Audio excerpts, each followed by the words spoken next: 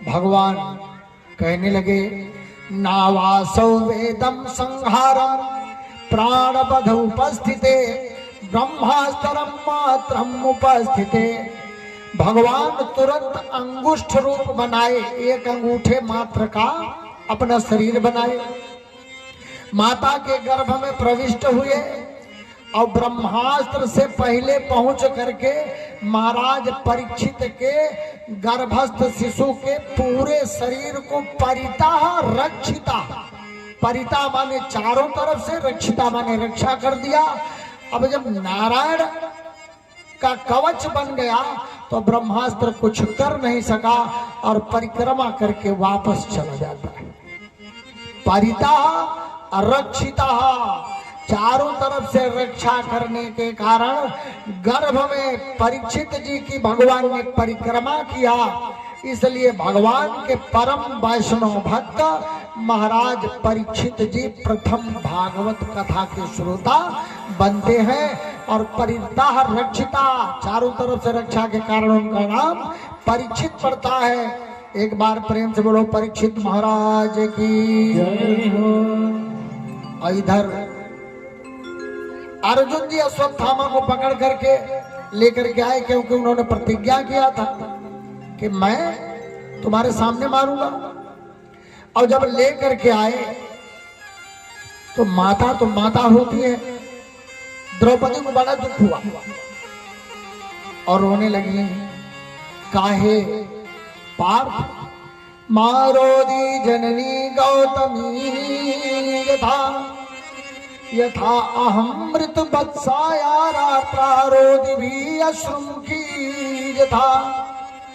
काहे पार्थ, जैसे मैं पुत्र वियोग में रो रही हूं उसी तरह से आपकी गुरु माता अभी तो पति के वियोग में रो रही हैं। अब अगर पुत्र का वध कर दिया तो उस माता पर क्या दशा होगी, एक तरफ पति का वियोग, दूसरी तरफ पुत्र का वियोग। इसलिए मारो मत, छोड़ दो। भगवान कृष्ण ने कहा, अर्जुन मत्तम प्रमत्तम सुमत्तम सुप्तम बालम स्त्रया जड़म प्रपन्नम वीरथम भीतम रिपुमहंतिम धर्मविता। भगवान ने कहा, अर्जुन अगर कोई मत्त हो, मदिरा पान किए हो और परमत और किसी मस्ती में हो और सुप्तम सोया हुआ हो, बालम बच्चा हो, स्त्रयम स्त्री हो, जड़म मूर्ख हो, तो अगर उसका कोई अनर्थ कर दे तो पापी होता है। इसलिए पापी का वध अवश्य कर देना चाहिए। इसलिए इसको मारो, नहीं तुम्हारी प्रतिज्ञा का क्या होगा। इधर द्रौपदी कह रही कि ना मारो, तो ये तुम्हारी पत्नी है, इसका भी ध्यान दो। अर्जुन कह रहे कृष्ण जैसे आप टेढ़े हो वैसे प्रश्नोत्तर भी आपका बड़ा टेढ़ा है, मैं इस बात को समझ नहीं पा रहा हूं, बताओ मैं क्या करूं। भगवान ने फिर कहा कि बपनम द्रविड़ादानम शांतिम विपन्नाम तथा। हे अर्जुन, हे अर्जुन, तुम उत्तरा की भी बात सोचो और अपनी प्रतिज्ञा को सोचो, और गुरु का बेटा है और पिता में पुत्र का स्वरूप दिखाई देता है, इसको भी सोचो। मार भी दो लेकिन मारो मत। कहा फिर क्या करें।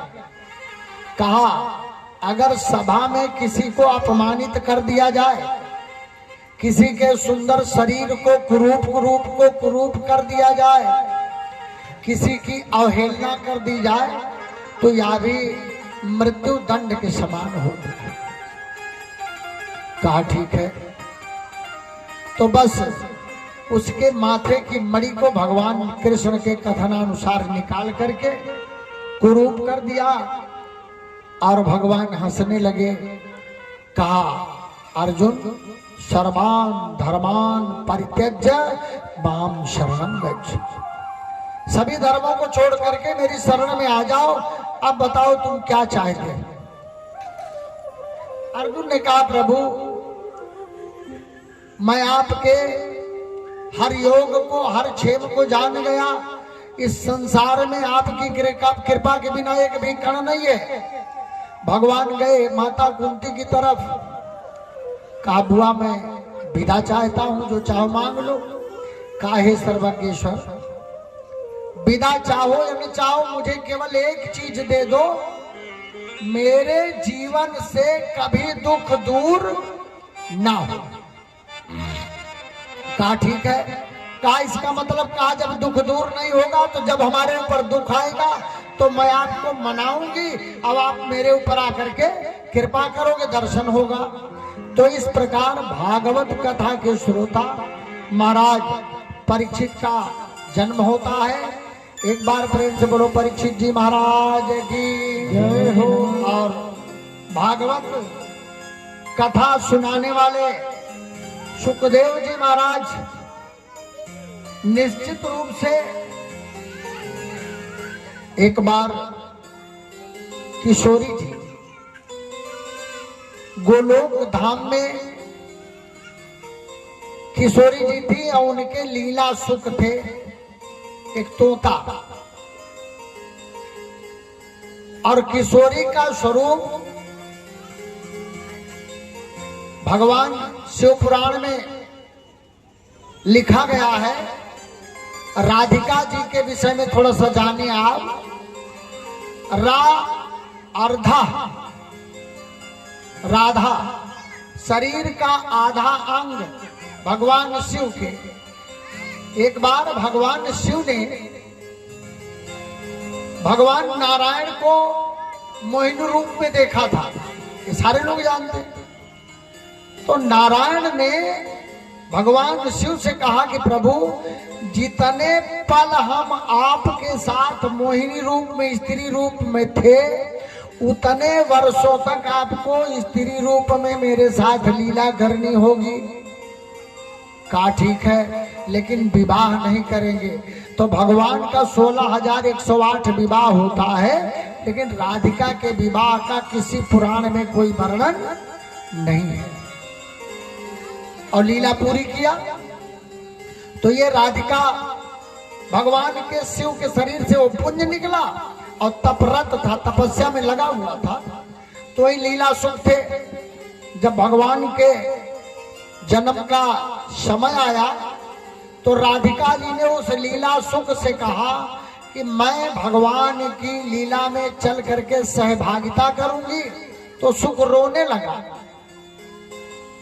तो माता ने कहा कि हे सुख, तुम रो मत, और मैं प्रभु के साथ जिस लीला को करूंगी, तुम उस लीला का गुणगान करके जगत का कल्याण करोगे। पृथ्वी पर तुम्हें भी अवतरण होना पड़ेगा, पृथ्वी पर आना पड़ेगा।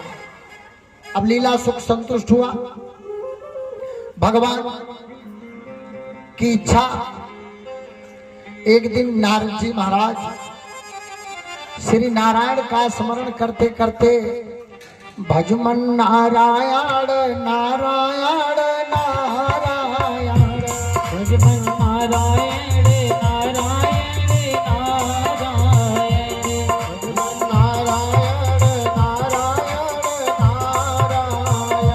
भजमन नारायण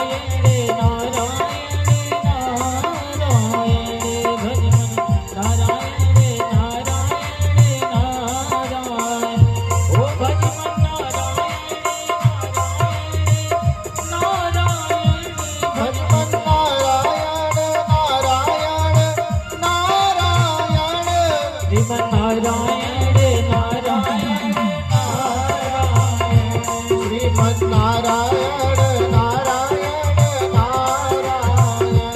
भजमन नारायण नारायण नारायण, भजमन नारायण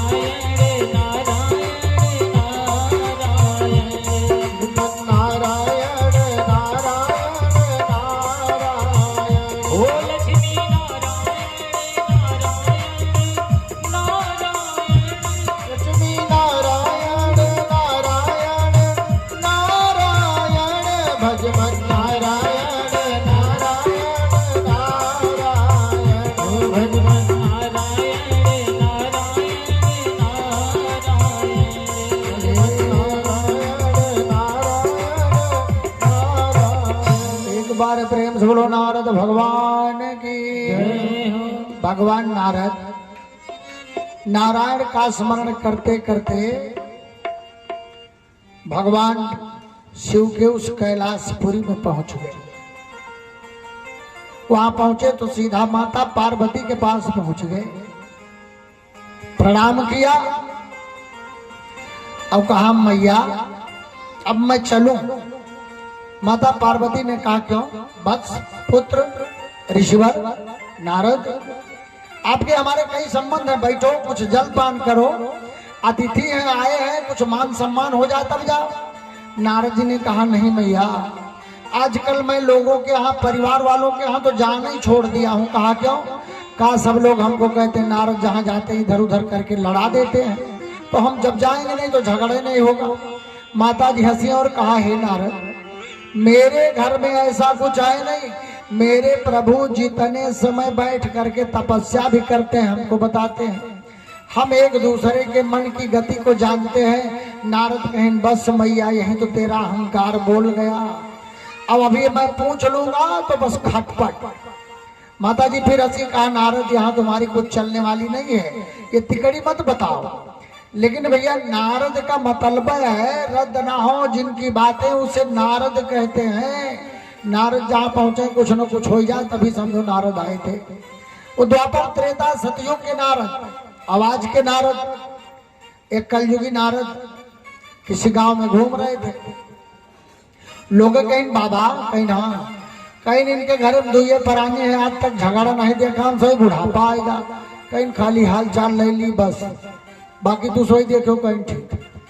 पति के पास गए, कहीं नूर भैया अब का बताई तो हार पत्नी पूर्व जन्म कर रही कुकुर आई रोशनी के दिया चाट चाट के मारिस तोरे कुल के दीपक चाट गए, यही के पाप से संताने न भाई। कहीं बाबा लेकिन हम कैसे मानी? अरे कहीं जब तू सोए जाते हो तो देखो ये पूर्व जन्म वाला सहूर बहु नहीं छूट तो हर दिया चाट पक्का। कहीं अच्छा पत्नी के पास आए, कहीं भगवती तू जब से यही घरे मायू वाल नटलाक बाकी 7 पीढ़ी के दरिद्र रही, ये पूर्व जन्म के नोन बेचे वाले पापी बनिया रहे और वह ठगी वाला नोन बेचे हैं, यही से तोहरे घरे कहे संतान आवे वाली गली है। कहीं कैसे मानी बाबा? कहीं मन का चाट के देखो इनके दिया नोन खा रहे हैं। अब बाबा बताए कि तिकड़ी चला गया कलयुगी बाबा, अगल बगल वाले से कहीं भैया देखो हम तो जाते ही। अब वो ये ताल में है कि जब ये सोमे तो हम चाट के देखी के बनिया ही, और वो ये ताल में है कि जैसे आज चाटी निकल थू थू दूरब हम पक्का है, पीढ़ी नष्ट हो जाए।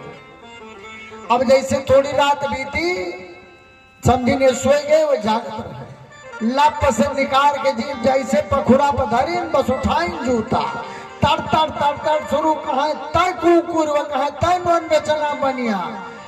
अगल बगल वाले दौड़े, कहीं नहीं सब जानो कैसे, कहीं वही नारद बाबा बताएंगे, कहीं वही नहीं महरू तो हम को बताएगा रहे। उसी तरह से ये द्वापर वाले नारद बाबा, त्रेता वाले सतयुग वाले नारद बाबा माता पार्वती से कहने लगे माँ यही तुम्हारा अहंकार मुझे खाए जा रहा है, और तुम्हारा अहंकार यह है कि भगवान तुमसे सब बताते हैं, कहीं ना बताते हैं।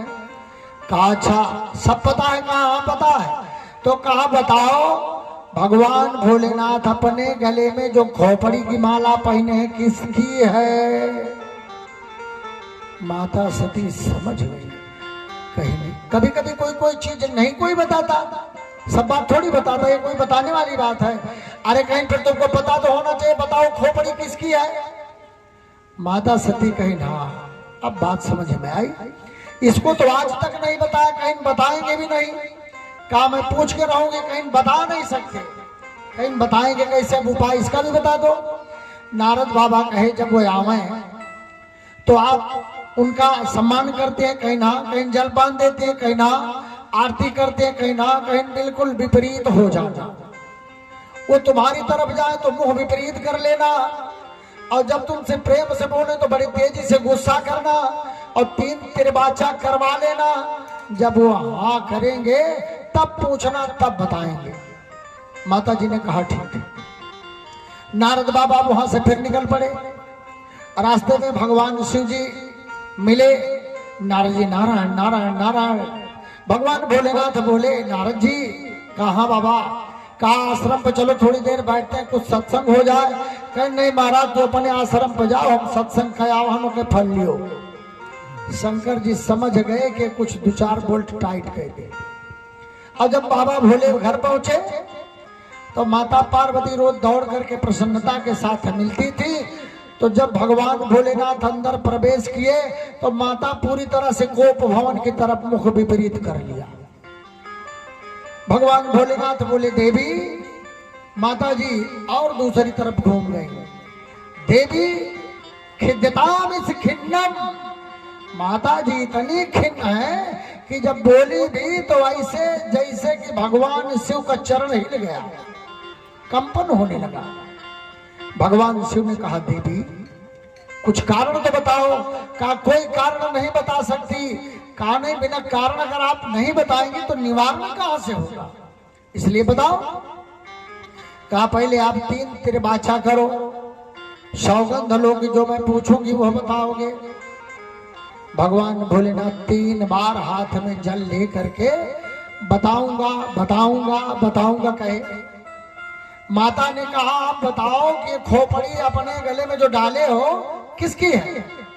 तो अगर यह झूठ को सत्य सिद्ध करना है तो कई झूठ बोलना पड़ता है। शिव जी हड़बड़ाए और समझ गए नारद जी आए, सब काम गड़बड़ाए।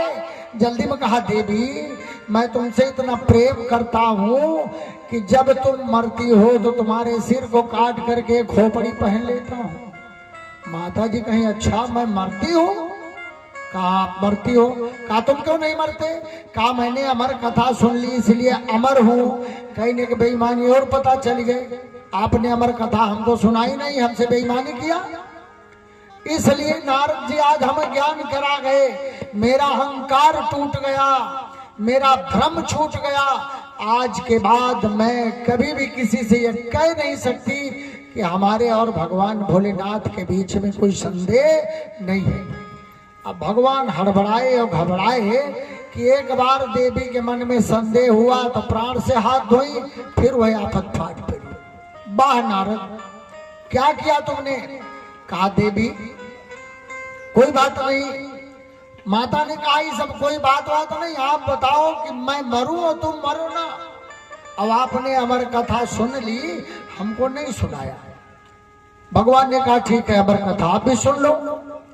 कहा सुनाता हूं, लेकिन निर्जन जनशून्य जगह पर अमर कथा सुनाऊंगा। और भगवान शिव ने तुरंत अपने डमरू को बजाया और सारा कुछ पूरा वह स्थल खाली हो गया। लेकिन वही जो राधिका के साथ लीला सुख वहां छूट के आया था, वही तोते के साथ माता और पिता के साथ अंडे में पल रहा था। और जब डमरू बजा बाबा का तो तोता तोती दोनों भाग गए, लेकिन ये वो अंडा कैसे भागे, उसी में पड़ा रहा। भगवान ने कहा देवी मैं तुम्हें कथा सुनाऊंगा, लेकिन कथा सुनने में हूकी भरने वाला होना चाहिए, इसलिए आपको हूकी भरना पड़ेगा। कहा ठीक है। जन्म लाभा परः पुंसमान्ते हरि। भगवान भोलेनाथ ने अमर कथा सुनाने के लिए निश्चय कर लिया। माता पार्वती हूकी भरने लगी। भगवान पहले इस भागवत कथा के महात्म्य को सुनाए। माता ने सुन लिया, सारा चरित्र सुन लिया। लेकिन 10म स्कंद की कथा जिसकी रचना करके व्यास जी भी संतुष्ट हो गए थे। व्यास जी ने पूरी महाभारत 18 पुराण की रचना किया, लेकिन संतुष्ट नहीं हुए। तो नारद जी ही मिलकर के व्यास जी को बताए कि आप भगवान की लीलामयी कथा की रचना कर दो, बस संतुष्ट हो जाओ।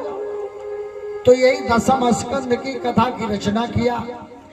लेकिन कथा सुनते सुनते माता पार्वती के ऊपर निद्रा की छोटी बहन तंद्रा ने अपना डेरा जमा लिया।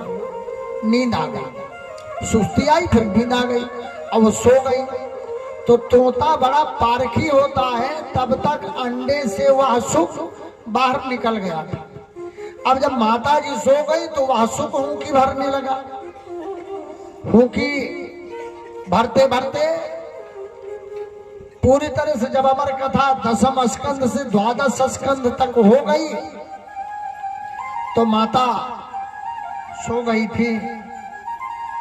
अब अचानक जागी।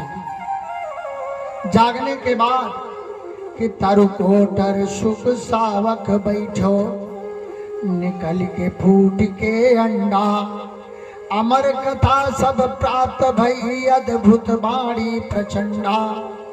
अमर कथा को सुनने वाला वह सुख हुंकी भर रहा था। माता पार्वती जगी, कहा भगवान माफ करना, क्षमा करना, मैंने पूरी कथा सुनते सुनते कब शयन को प्राप्त कर लिया, जान नहीं सकी और पूरी कथा सुन नहीं सकी, इसलिए प्रभु क्षमा करो। भगवान गुस्साए। फिर तीसरा कौन है यहाँ जो हुंकी भर रहा था? अब गुस्सा में त्रिनेत्र खोला, तीसरी नेत्र खोला, तब तक वह तोता उड़ करके भाग लिया। भगवान शिव क्रोध में आकर के दौड़ाए। दौड़ता हुआ वह तोता भागता हुआ व्यास आश्रम पर पहुंच गया।